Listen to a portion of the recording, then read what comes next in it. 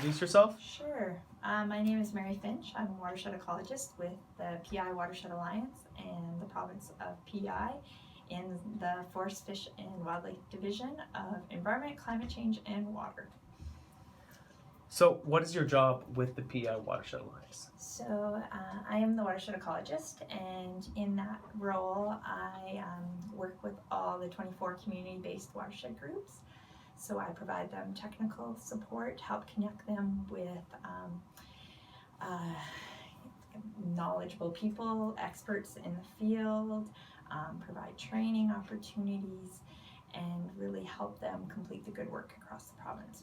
Could you tell me a little bit more about the Alliance itself? Sure. So the Alliance is the umbrella organization for all the watershed groups, and watershed groups are really the on-the-ground nonprofit groups that complete a lot of conservation initiatives across the province. They work with local stakeholders and local communities towards environment betterment. So that might be any sorts of projects. A watershed group, while they started predominantly in the streams, doing stream rehabilitation work, they do a lot of work with water quality. They're working with farmers on best management practices.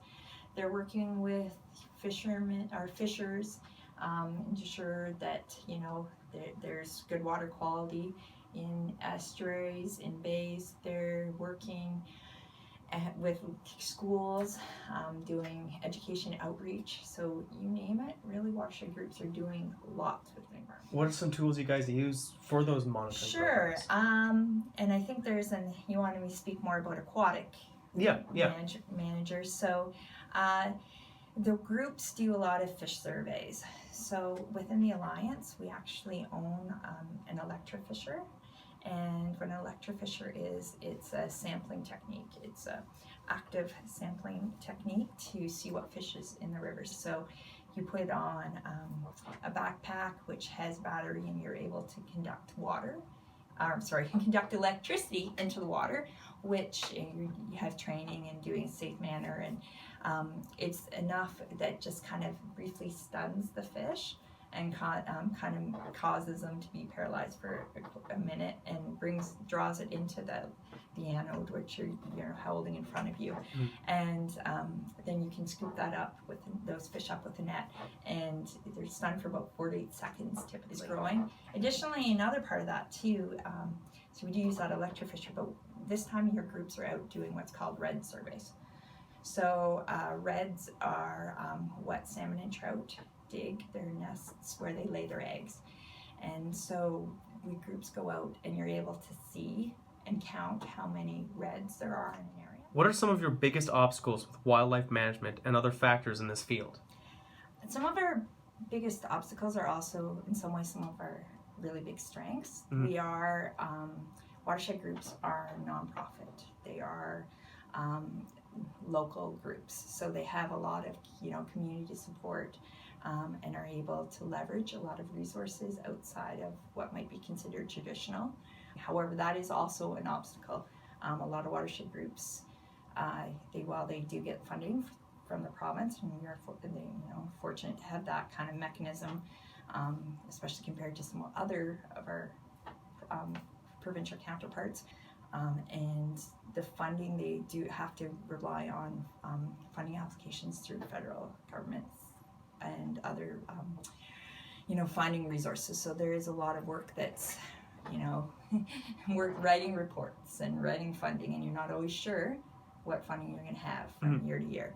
And so that can put a lot of mental strain on groups, and while you might have a really good project and it fits really well for your community, you might not be able to find the resources right away, and that can be hard.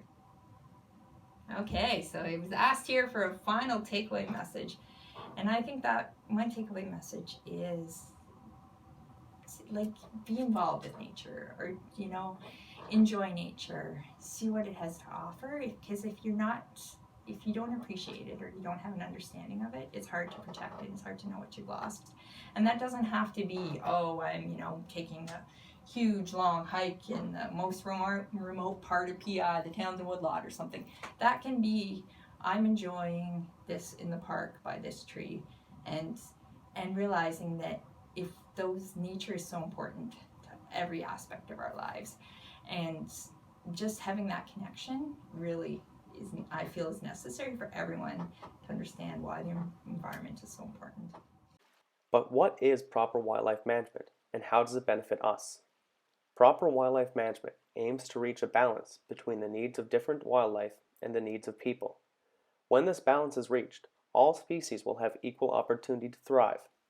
This can be reached through many different techniques, such as conservation, gamekeeping, and pest control.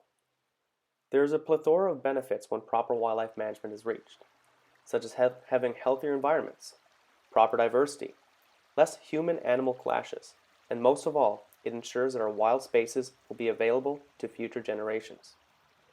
Because of this, wildlife management should hold a pivotal place in our mind when we think of the future and plan the growth of our community.